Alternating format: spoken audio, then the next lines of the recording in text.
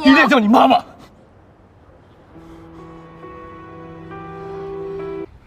啊！天哪，怎么这么热呀？发烧了。稍等一下，我给你拿药啊，等我啊。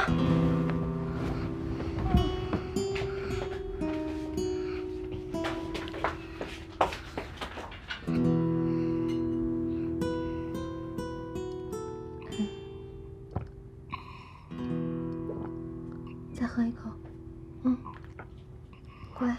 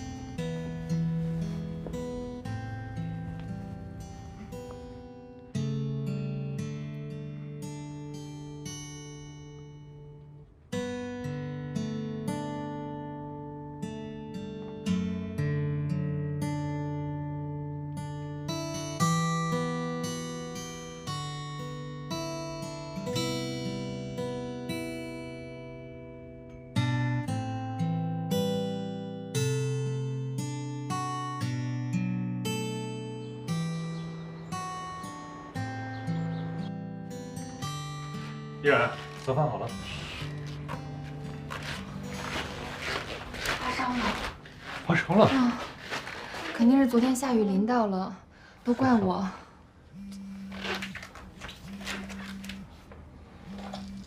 喂。啊，经理，我们家这边临时出了点状况。好，那我尽快赶过去。没请假？是啊。你先去吧，今天我照顾他。行，那我赶紧去了啊。去吧。有什么事我打电话啊。好。难受是吧？喝不喝水？来喝点水，乖。哎，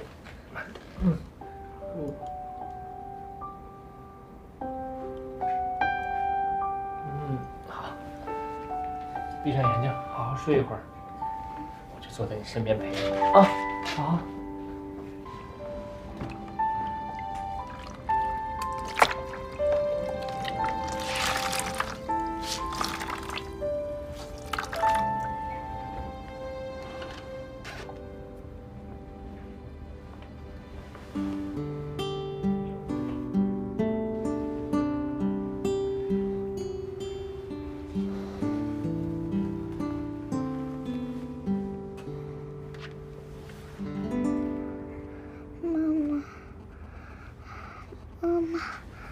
依恋，依然去上班了。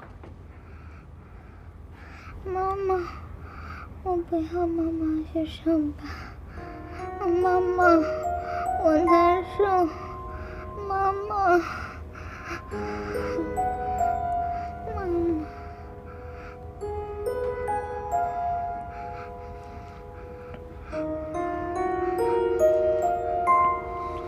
哥哥马上回来。梅兰妮，梅兰妮，梅兰妮。啊。依恋这边快好了，然后药在桌子上，你一会儿按时给她吃。我有事去找依然。行，赶紧去吧。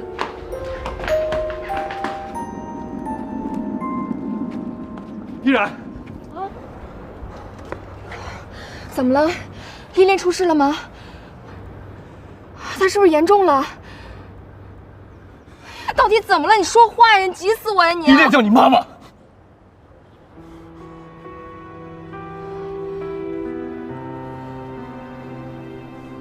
依恋是你女儿是吗？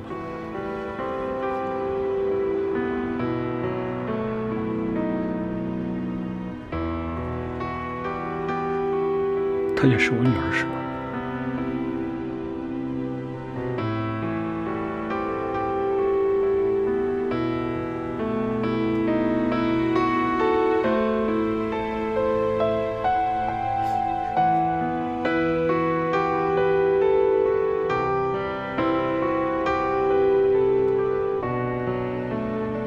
你怎么不告诉我？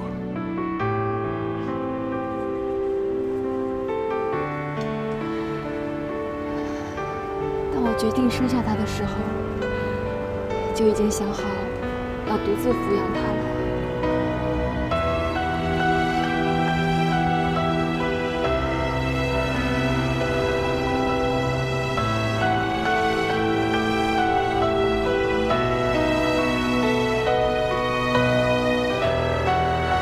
让你受委屈了。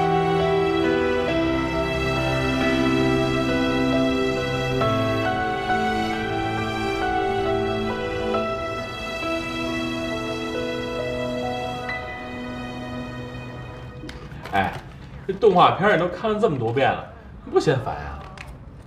我喜欢看。依恋，哎呦，回来了。没事了你啊？我看看。梅兰妮姐姐给我喝了口糖水，我就好了。是吗？那依恋，今天想玩什么？我晚上还有舞蹈课。咱不去上课了，和少宇帅哥好好玩，好不好？好吧，那你进我屋里去玩吧。我们进屋去玩，走。歇会儿再玩啊，这病刚好呢。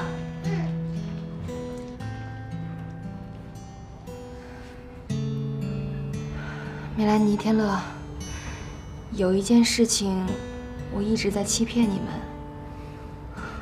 可能你们也一直都在怀疑吧。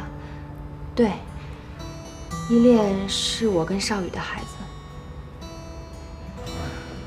你们一直对我跟依恋都那么真心的照顾，我还一直欺骗你们，所以我要跟你们说一声对不起。哎，你看看，这样就没意思了。来来，坐吧，坐吧，坐吧，坐吧啊！这事儿呢，过去都过去了。我们也知道你有你的苦衷。现在这局势不是挺明朗了吗？就是我跟梅兰妮啊，我们俩得学着适应适应。是啊，我也是不得已才欺骗你们这么久的，希望你们能谅解。没事儿，不管你和依恋什么关系，都是我们的。这侄女啊。哦，你这倒挺会攀关系的哈，少了个小妹妹，多了个小侄女，对不对？呀，这样一下辈分变了，你是有点不太适应吧？不是怎么着啊？心眼小啊，多个侄女还吃醋啊？怎么不行？不行，不行啊！你怎么着？怎么着呀？对了，我还有一件事情想求你们。哎，你说。暂时不要让依恋知道自己的身份，毕竟她年龄还小，有一些事情忽然告诉她，她会接受不了的，会造成心理的负担的。那个你放心，依恋是你们的孩子，说不说也是你们的自由。依恋很可爱，其实我们都把她当成我们自己的孩子了。对。不管怎么样，我都要再谢谢你们。你看你这样干嘛呀？干嘛呀？对了，起来。少宇帅哥，上次我说的小王子的故事，你回家有没有看？我有看，补习过了。现在我知道讲的是什么内容了。上次老师说到了第5个星球，小王子去第5个星球看到了什么呢？你能告诉我吗？小王子来到第5颗星球，他发现这个星球上只有一位点灯人和一盏灯。然后点灯人的工作呢，就是每天早晨他把灯关上，每天晚上再开开，这就是他的工作。那后来呢，整个星球越转越快，越转越快。等会儿，少宇，请不要这么快告诉依恋这一切吧，她年纪小，需要时间接受。好，我知道了。好了，接着讲。后来星球越转越快，越转越快，他就没有休息的时间了，因为他要不停的开灯关灯，开灯关灯。所以到那个时候呢，小王子最佩服的人就是这个点灯人。他觉得虽然他没有休息的时间，但他还是会很认真的完成。爱宝，你先别收东西了，赶紧出来，我有话问你。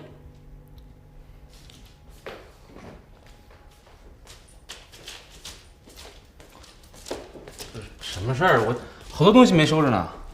你孙叔叔怎么回事啊？哎，怎么我给他打那么多电话，一点面子都不给呢？你看你都晒成什么了，怎么还让你出去工作？不行，我再给他打个电话。哎，妈，你给我留点面儿啊，留点面儿。你看，你儿子都这么大了，你有点事就往公司打电话，同事都笑话我了。再说了，你看，怎么不派别人去啊？单派您儿子去，那是看得起我。孙叔都跟我说了啊，说这回这事要干好了，我就能升职，而且还有奖金呢。升职啊？你孙叔叔说的？啊？哎，这可是你工作以来第一次升职啊！哎，这个机会不能放弃。要去。你赶紧洗澡，我来给你收东西，你别收了啊。升职是好事儿。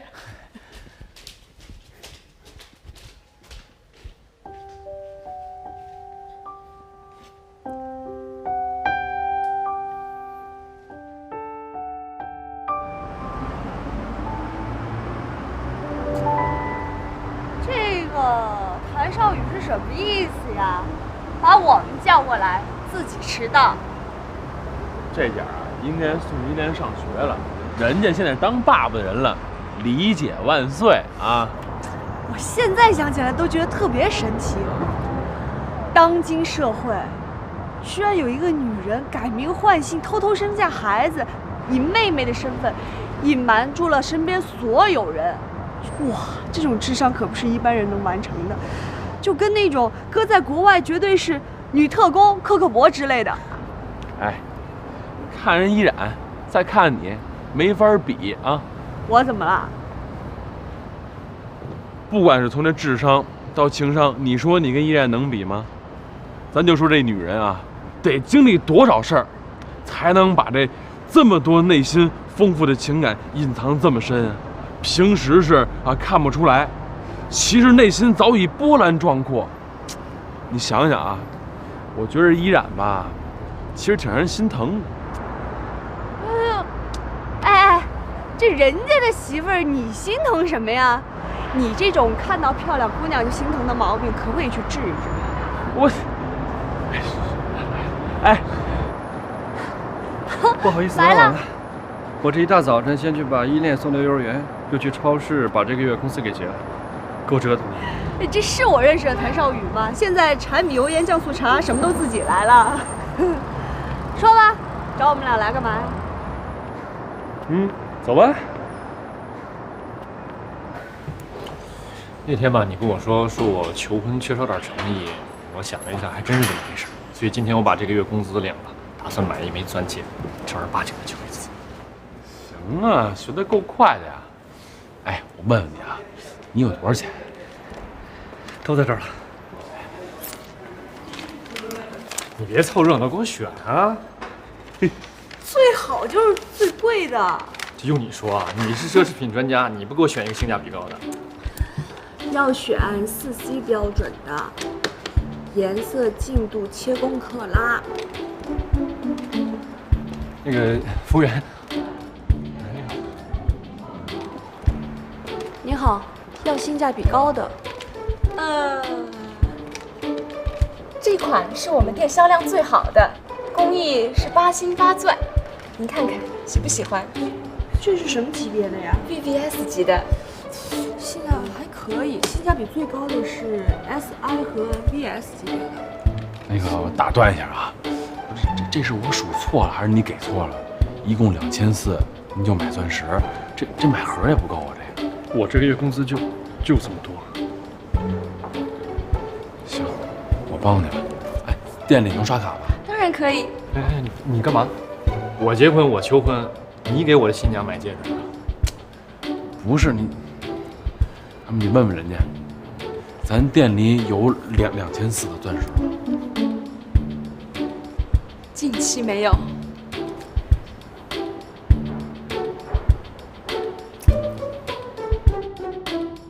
天乐，少宇，你过来看看，快点！哎，快点来看一下。找了一家网络直销店，钻戒都比外面便宜，掺着20分，行不行？这网络直销店靠不靠谱啊？哎呀，人直销店都已经卖了好多了，人家的房租、水电、人力全省了，就是会比外面便宜，可以吗？反正是没想到我也有今天，连个戒指都买不起。行，就定这个。那就定这个啊。我们回来啦。哎，我还说去接你们去了，怎么中午就回来了？下午学校要有亲子活动，老师说要家长陪。我决定让你陪我去。我？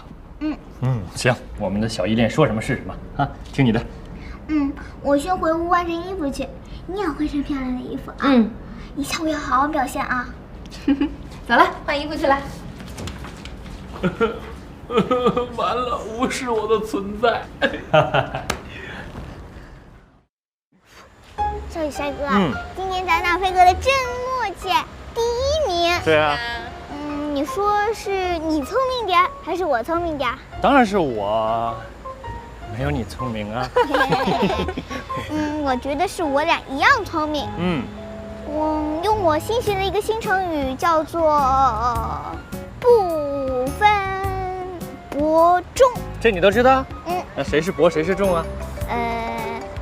等会儿。这个电话。喂。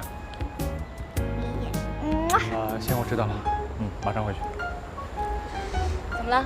那个天乐那边出了点事儿，我得马上过去一下。出什么事儿了？我也不知道。那你快去吧，然后待会儿给我打电话。好。一会儿见。天乐怎么了？不知道啊，待会儿等他电话吧。走吧，我们回家了。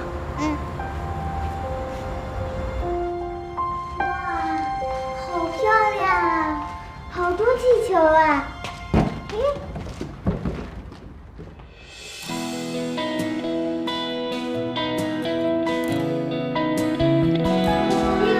来，快点！哎，怎么回事？你干嘛去啊？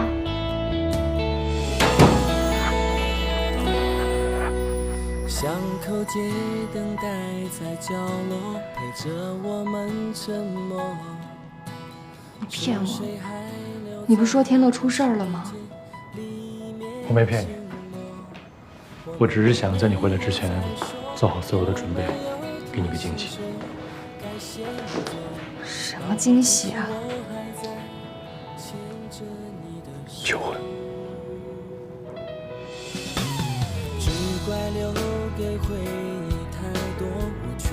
少宇，你想好了吗？这一切是你想要的吗？为什么这么说？觉得你真傻，你真的不应该为了我离开公司，也不应该为了陪伴我去超市当一个搬运工。你应该回到原来的位置。我原来的位置，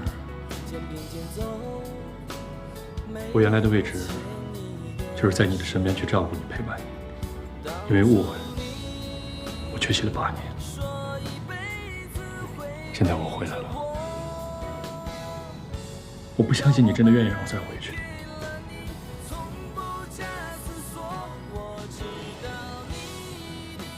依然，你离开了我8年。这8年里，我只知道你离开了上海，有了我们的孩子。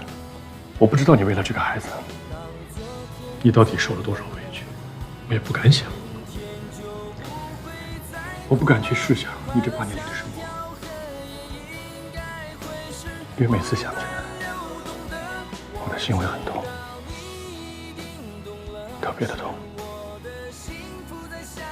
我恨自己无能，不能去好好保护你。我不想再想这些，因为我又重新拥有了你跟依恋。我只想好好珍惜你们俩，把1天当做2天来过，这样我才能把这失去的8年全都追回来。想好了吗？可是我真的不希望你为了我放弃原本的生活。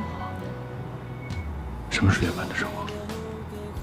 我现在拥有的一切才是我想要的生活，这才是生活，我想要的生活。我是一个男人，我不想做一个傀儡，什么都听别人的。我想变得有担当，有责任，这是我想做的，而我现在也做到了。我要好好把握它，所以以后无论你在哪儿，那儿就是我太少宇的家。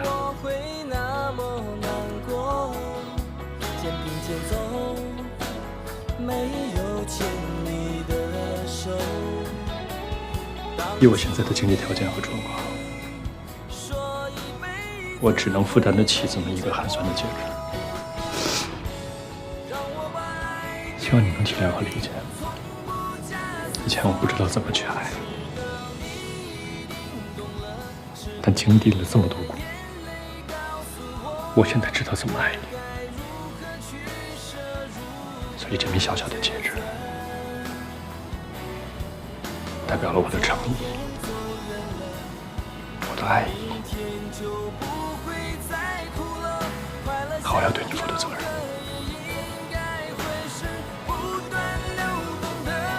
从这一刻起，我把自己的心交给你，也希望你能把你的心交给我，好吗？但是你却说了，他怀抱是多么暖和，是不是忘了我，你会更快乐？是不是忘了我，你会更快乐？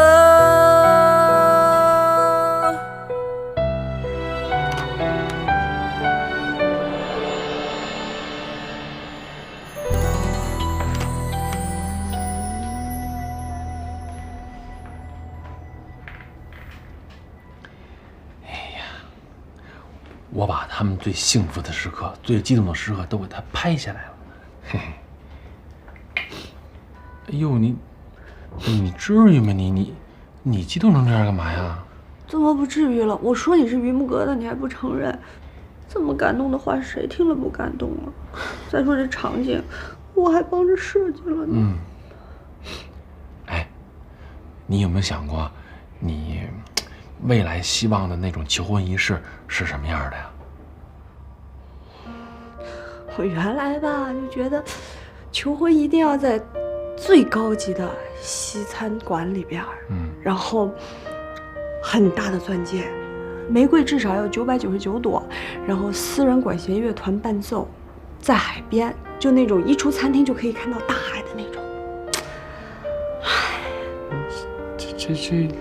但我现在吧，经历这么多，我对这个幸福的定义已经改变了。老话，平平淡淡才是真。我不怕你笑话啊。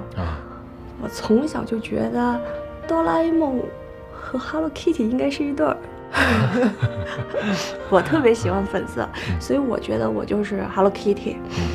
特别特别希望能找到属于我的那个哆啦 A 梦。至于求婚仪式吧，钻戒并没有那么重要，钻戒大小也不等于幸福啊。如果这个人我爱，怎么着都行；如果我不爱他，怎么着都没用。说的没错。你们在看什么呢？啊，我们没看什么呀？这个你不能看。我为什么不能看？因为你小啊，这个等你长大了，你就能看了啊。那我什么时候长大呢？你什么时候啊？你什么时候长他这么高了？你就算长大了。哎，对，哎，行了啊，就玩去吧，玩自己去吧啊，去吧，乖。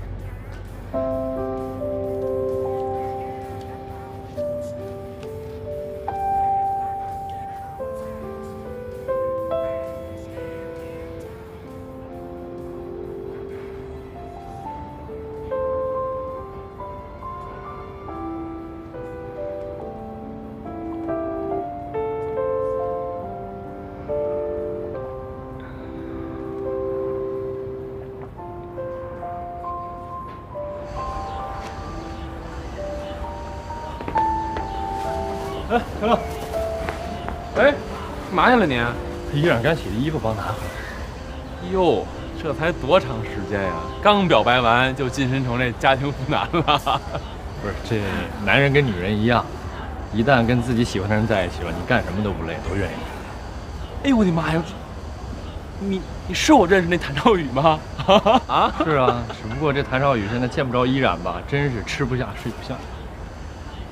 哎呦，他描述的这个太幸福了啊，让我各种这个羡慕嫉妒恨啊。也有难的事儿。你说这依恋吧，每次叫我少宇帅哥的时候，我就觉得心里挺难受的。我就想把一切都告诉他，让他叫我声爸。但你想想吧，这一切都说了的话，他岁数这么小，就怕他接受不了。慢慢来吧。对，这事儿啊，别着急。你跟这依然呢，毕竟是有感情基础的，但是你跟依恋呢，得慢慢培养感情，你得陪着他呢，慢慢长大。毕竟呢，你已经错过了7年了，以后这日子千万就别再错过了。行，我知道。但你别光说我，你这跟美兰妮呢，拖了这么久了，也不找个合适的时机表白一下。毕竟你跟这美兰妮的情况跟我和依然还不一样。你说美兰妮长得那么漂亮，年轻，人又好，改天让人追去了，你得难受死。我这不是也想了吗？就是没找着合适机会。这还有什么合适机会？你不是诚心的吗？我是诚心的呀，我这诚心天地可见呀。那不就得了吗？就表白吧。嗯，我上去。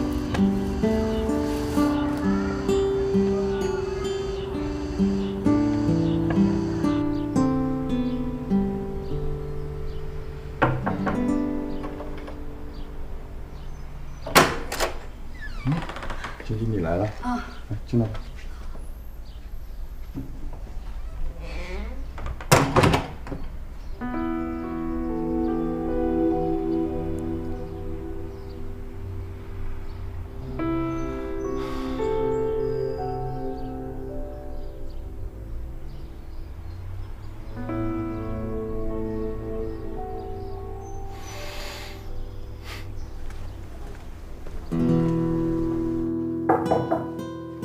谁呀？你找谁？刚刚是不是有一女孩进去了？叫薛晶晶。你找我们家教薛老师。家教？对呀。你是他什么人？哦，我是他朋友。你是他朋友啊？哦，那进来。那进来，我把你叫。哎，好，谢谢啊。对。哎，你先稍等一下，我就给你叫。哎，好，谢谢你啊。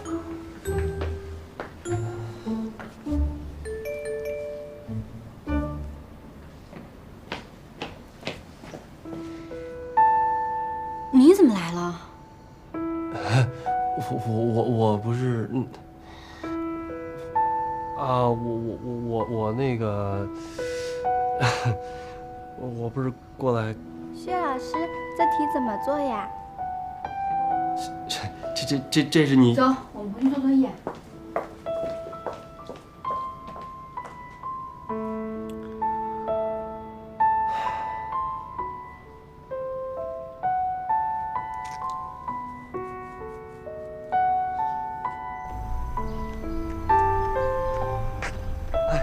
晶晶，对不起，别拉我，是我误会你了，是我不好。你是不是特别恨我？要不然你打我一顿也行啊。我为什么要打你啊？咱俩什么关系啊？蕾蕾，我告诉你，从你上次跟踪我开始，咱俩就一点关系都没有了，听清楚了吗？不是晶晶，别再跟着我了。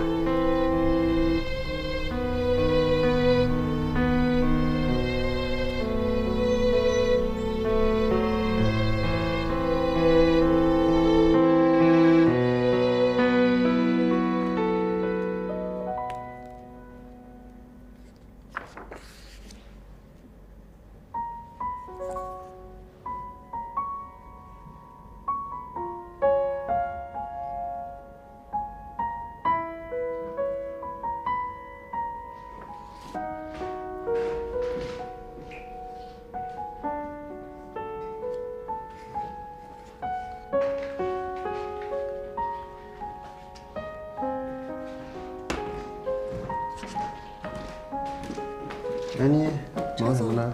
随便看一些图片资料。这才1个多月，你已经是我们这最受欢迎的设计师了，好几家公司都点名要求你来做设计。之前我跟辉达珠宝的老总吃饭时，他还特意提到你，说你前途无量，已经算是上海的新锐珠宝设计师了。没有，您过奖了，我这是刚刚熟悉工作，其实还有好多都不懂呢。别谦虚了，行了，这月的奖金我已经让财务打到卡上了，继续努力，不要让我们失望哦。好。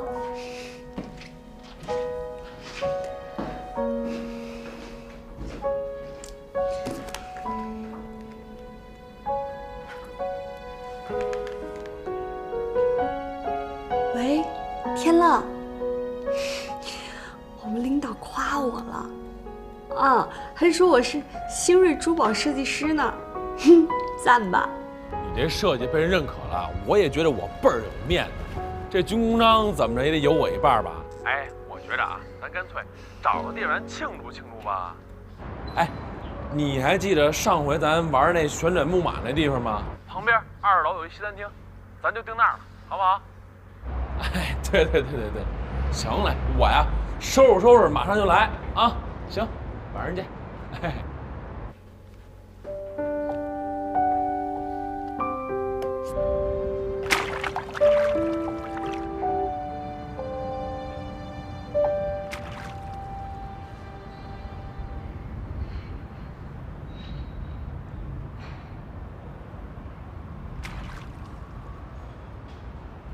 怎么着？有什么事想不开，非要跳河自杀呀？啊？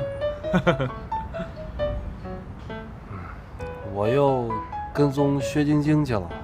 啊？他去人家公寓里边，是给人家当家教去了。我误会人家了。哎呦，你误会人，你赶紧跟人解释一下，把误会解开不就完了吗？我解释了，他不听，他让我以后别再找他了。我觉得星星这回都快恨死我了。不是你吧？你这误会啊，闹得有点大。我估计人徐晶晶呢，一时半会儿呢还生你的气呢。你先得想办法把这气儿给消了，再跟人好好道个歉，没什么大不了的啊。我就不明白了，你说的当家教，他为什么不告诉我一声啊？我都跟他说了，我能照顾他。你说他那么玩命挣钱干嘛呀？没准呢，人家有自己的苦衷。我觉着啊，你把这事儿啊问问清楚，别把这误会呢越闹越大。我觉得他这回啊是肯定不能再理我了。听我的，别气馁，相信你自己。你呢，得让他感受到你的诚意啊。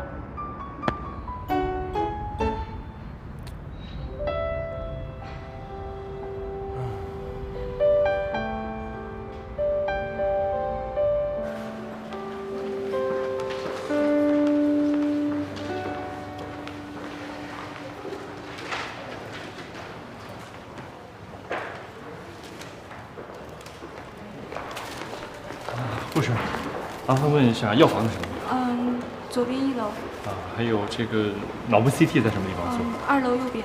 谢谢啊。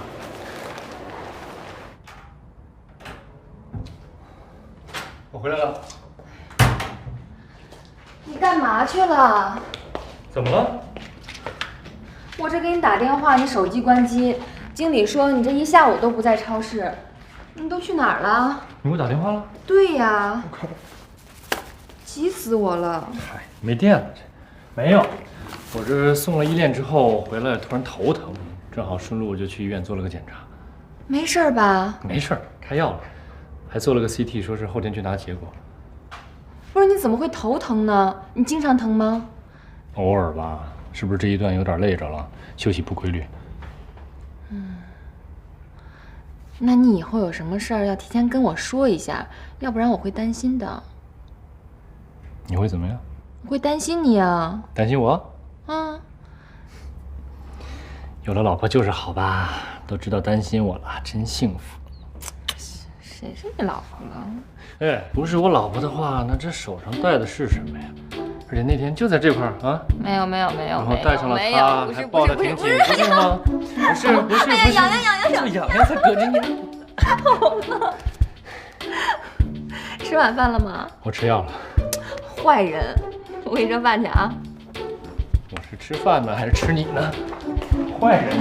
哎呀，就像坏人。你好了，谁让你痒痒再吃再。快点，都拿进来。我帮你端。哎，咱俩认识多久了？小半年了吧？那你觉得我这人怎么样？你固执，大男子主义，说话还特贫。啊，我在你心里就这印象。这几个词儿可以换一种说法，坚持，做事有毅力，爷们儿，然后就是说话很幽默。最重要的，我觉得你很善良。我妈以前说过，衡量一个好男人的标准就是先要看他善不善良。以前我觉得这话挺普通的，现在想想还真是。如果一个人善良的话，就不会去伤害别人，即便他具有伤害别人的能力。那你觉得我怎么样？就是一开始啊，我觉着你有点那个目中无人，有点那个娇气，那个有点那种被人宠坏了大小姐的感觉。后来我发现你这人也挺仗义的，而且也特善良，就是没有那种女孩子身上的娇柔造作。反正我一直认为哈，这美的第一要素啊，就是那个真实，那个自然。我觉得这些你都具备了。哎呀，那个，你不会是因为我今天请你吃这顿饭，所以在这夸我的吧？不是我是发自内心的。你要觉得我是假的，那什么，那这顿饭就我请。不是，那酒后逢知己，咱们碰一个呗。来，碰一下。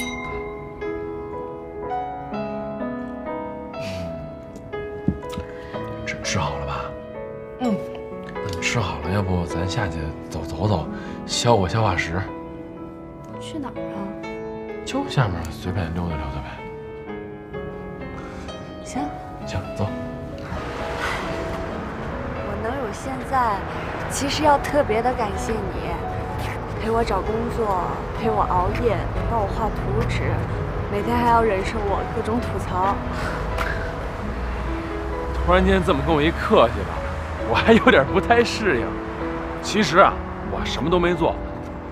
你呢，要真不是吃软饭的，我们做什么都没用。你要真是干这行的，我们什么都不做，早晚有一天啊，你也会成功。听你这么说，我觉得我浑身又充满了自信的小细胞了。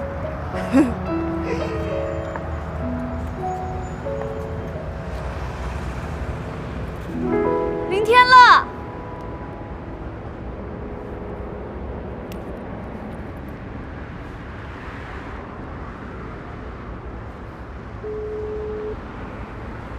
您拨打的电话正在通话中，请稍后再拨。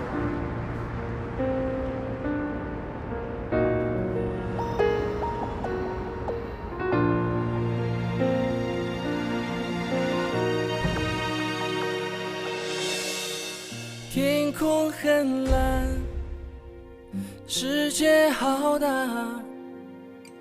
爱是否会悄悄消散？你是否感受到我为爱发狂？坚持多久才能靠岸？保持沉默，试着洒脱，是我唯一对自己的把握。像一只发了疯扑火的飞蛾。你说过，你希望你的哆啦 A 梦骑着白马从五彩的童话世界里来接你。这白马真弄不着了，就只能骑着旋转木马来了。这五彩的童话世界也真是做不到，就只能改成从五彩的光里来接你了。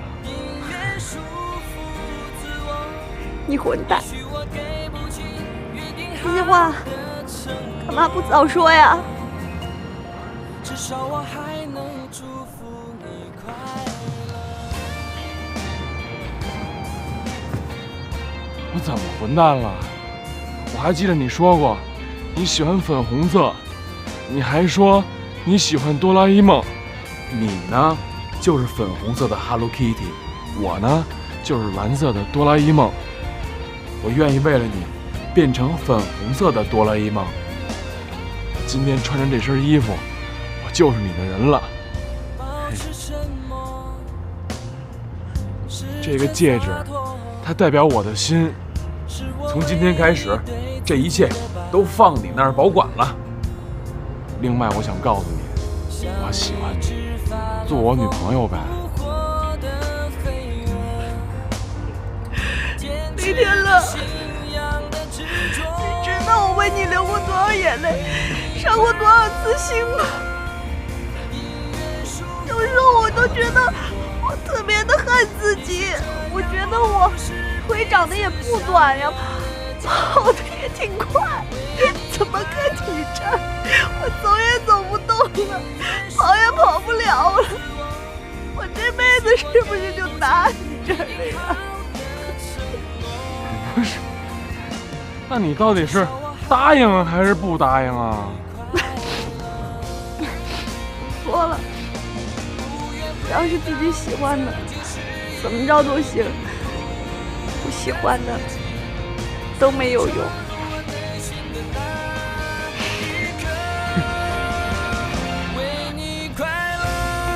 哎，那是无名指，咱这又不是求婚。你这是干嘛呀？我这不是一表白吗？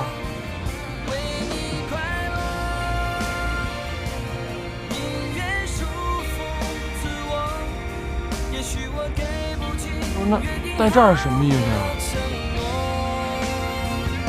名花有主。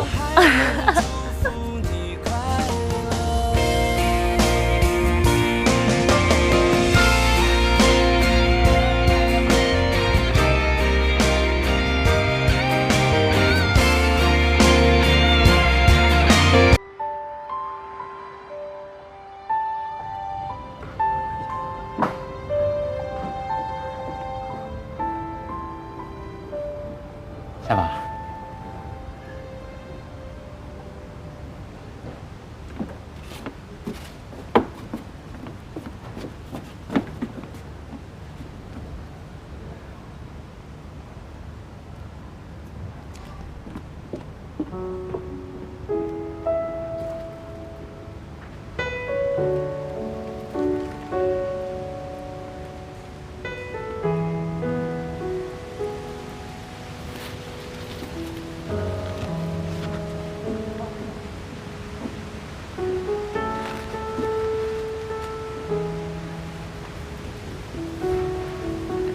夏宝，你这2天怎么不理我呀？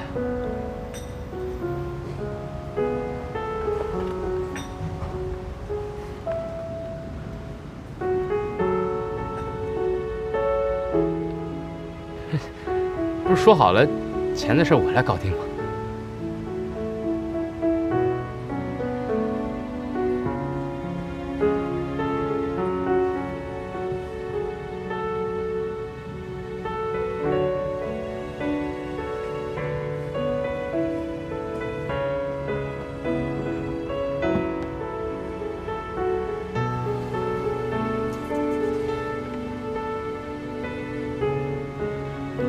老板说了，定金不着急。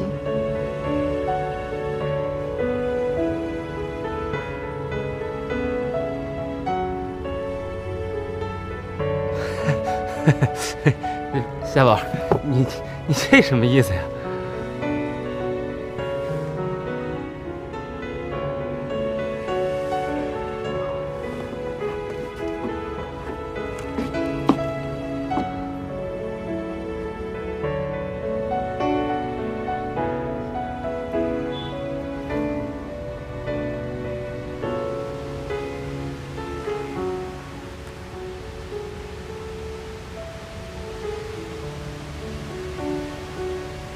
就是他吗？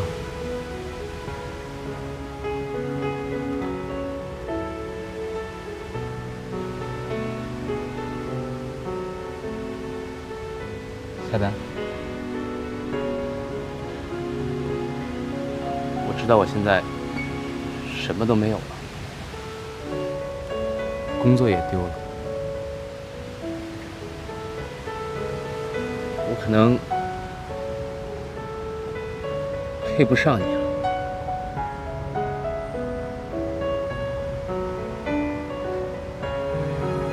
可能你压根儿就没想过让我配你。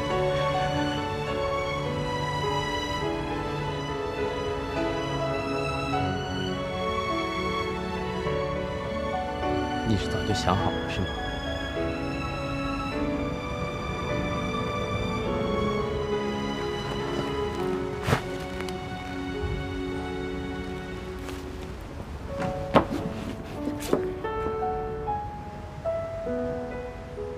在你心里，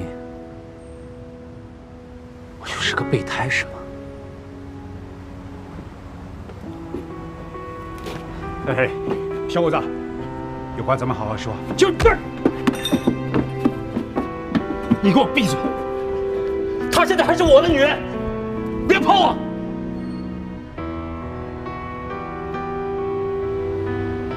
你跟我演了这么长时间的戏，在我心里你就是我的女神，你知道吗？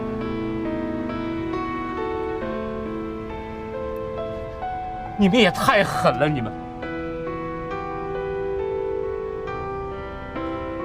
我心都掏出来给你，你还是人吗你？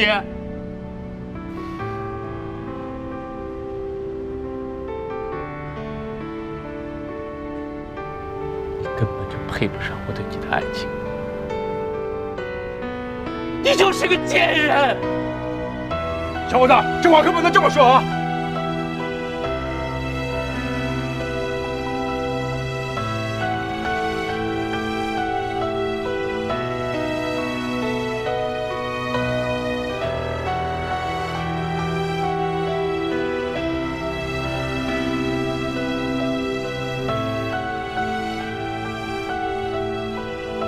你说的都对，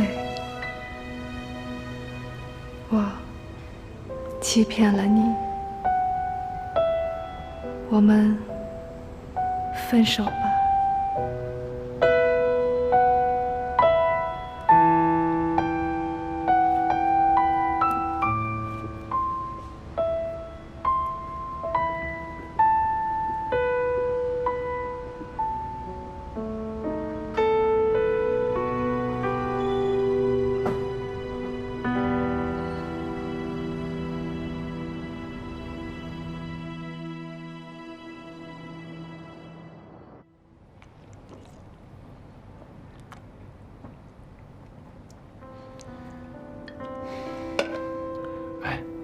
不是这男的他有多少钱呀？2家西餐厅，1家酒吧。我觉得这事儿吧，就是有点奇怪。你就没说问问他身边的人？问了，都躲着我。商量好了是吧？不是这事儿，你别想太多，也别想得太夸张了，可能那不是你想象的那样啊。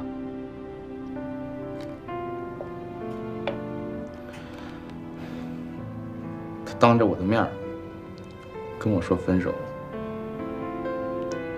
然后拉着那个男的手走了。我特想当自己什么都没看见。我不生气，可是我真的难受，我就不明白，怎么就变成这样了？为什么？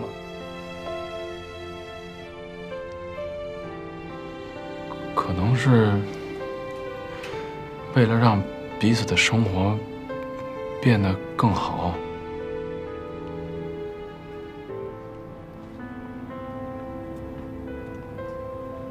可是我不好，我特别不好，我难受。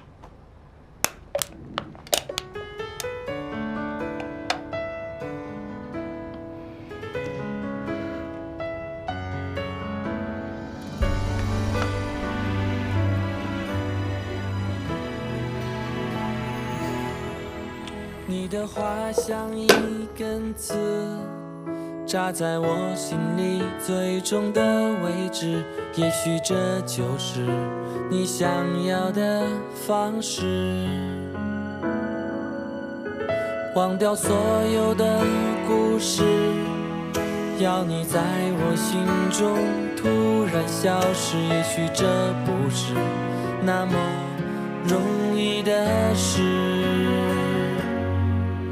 我的痛却不是一下子，我努力做你想要的样子，我尽力了却又把自己找回来。每次我是最后一个傻子，不懂事，渐渐找不到了熟悉的坚持，真心来得太迟，花心偷走日子，属于我们最幸福的事。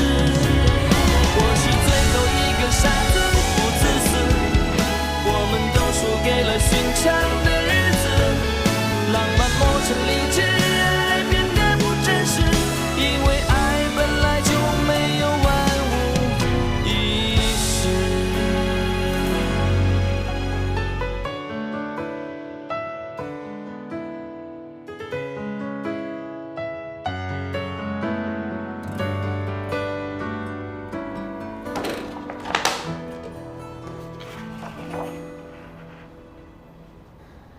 怎么样，医生？没问题吧？检查结果检查结果怎么了？检查结果就是你的脑部长了一个瘤子，医学术语叫做脑胶质瘤。脑胶质瘤什么意思啊？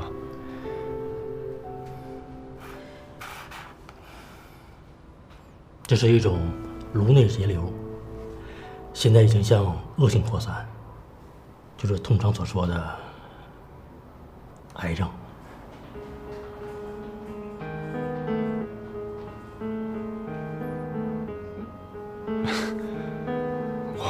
我不可能得癌吧？我之前做过检查的，状况都是好的，没问题啊。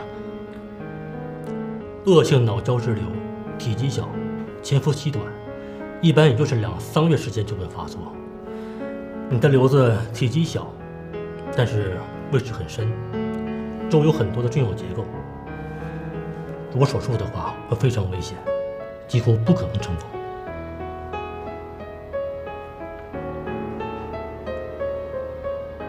那没别的办法了。这样吧，我帮你留意一下。按照一般临床经验来看，即使有治愈的可能性，也会有后遗症，就是脑部神经受损。毕竟是脑部手术，里面很多神经是粘结在一起的。如果是后遗症，或是手术有什么不好的结果的话，会怎么样？会怎么样？比如说局部瘫痪，或者失明之类的。那如果我不接受手术，或是不接受任何治疗的话，我还有多少时间？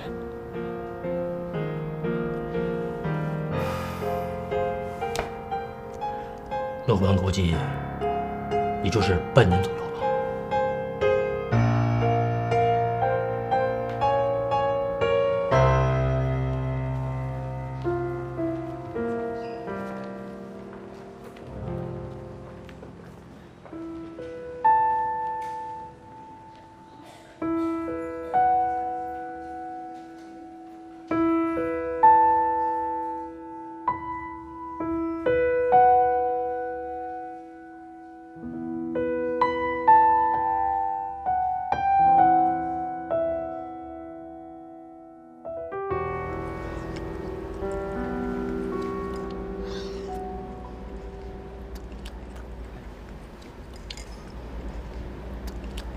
还想吃什么？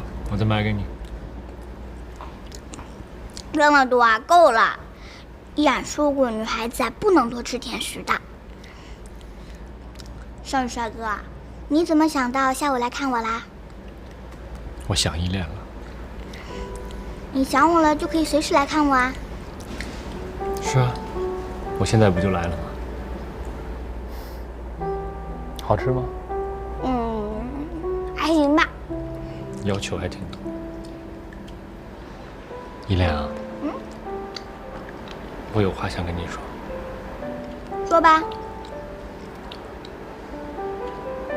你跟依然生活了这么多年，对依然来说呢，你是最重要的人。而在我的生命中呢，你跟依然就是最重要的人。我心里边特别想一直守护在你们身边，去好好照顾你们两个。你现在就一直在我们身边啊。少宇帅哥，你怎么了？没怎么，没事。那我问你啊，我如果不在你们身边了，你会不会想我？我还有天乐呢。我要你呢对我好，也要对依然呢更好。我要让你天天让我们开心，这样呢我就会天天想你的。可是我有自己的事情要去做，以后不能经常在你们身边了。那你以后就不能送我去上幼儿园，接我放学吗？你以后就不能和我一起玩拼图，给我讲小王子的故事，让我骑在你的肩膀上骑高马吗？不能了。那我以后再也不理你了。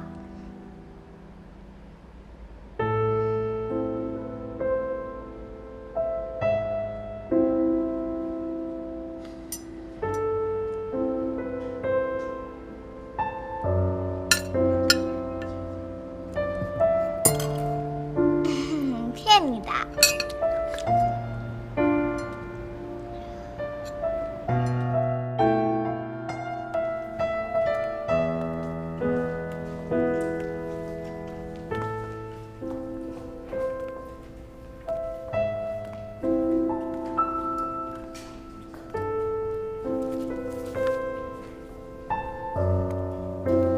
先生您好，我们店里动画片就这么多了。谢谢啊，款台在哪儿？款台在那边。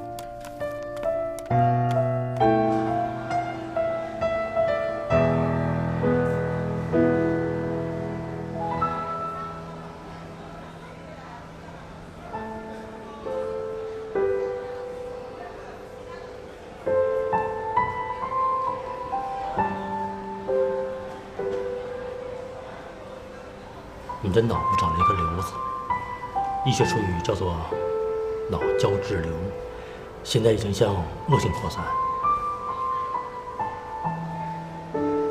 如果手术的话非常危险，几乎不可能成功。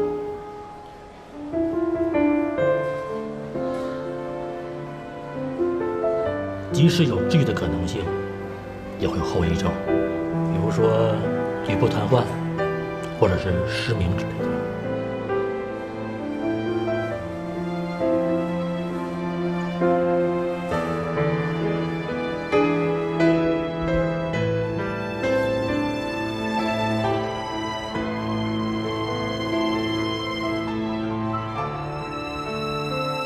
只要跟你在一起，没钱我也会很快乐。你的脑部长了一个瘤子，叫做癌症。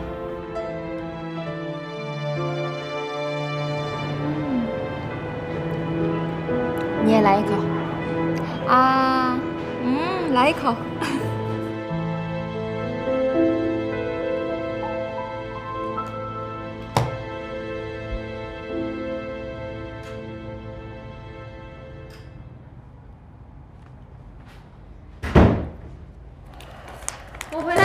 啊，回来了。哎，在这儿呢。嗯，累了吧？来，快坐这儿。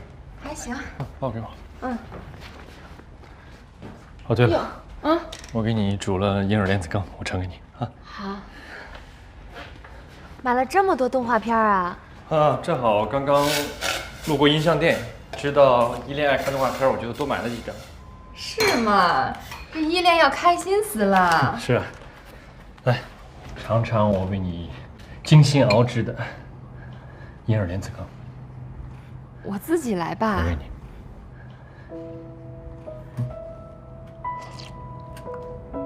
怎么样，好吃吗？好甜啊！再来一口。好喝。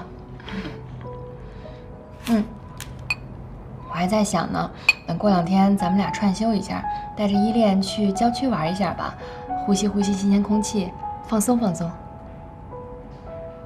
就这么定了。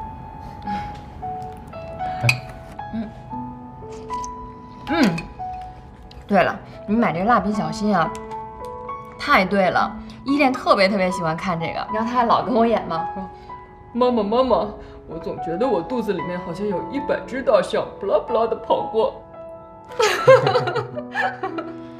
他演的特别好。到时候我们3个一起看。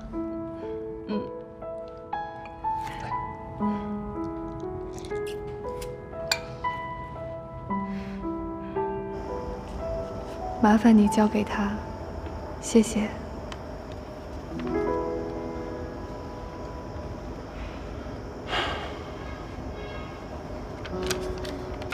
小丹，我能问你个问题吗？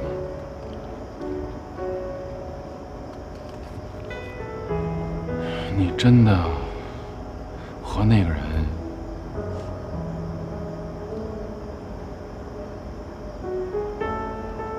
说实话，我有点不太相信。事与愿违，但人总要继续生活下去。也许我做了错误的选择，留给时间来评判吧。如果这是真的，我觉着你会后悔的。难道你从来不后悔吗？可我们有什么办法？随他去吧。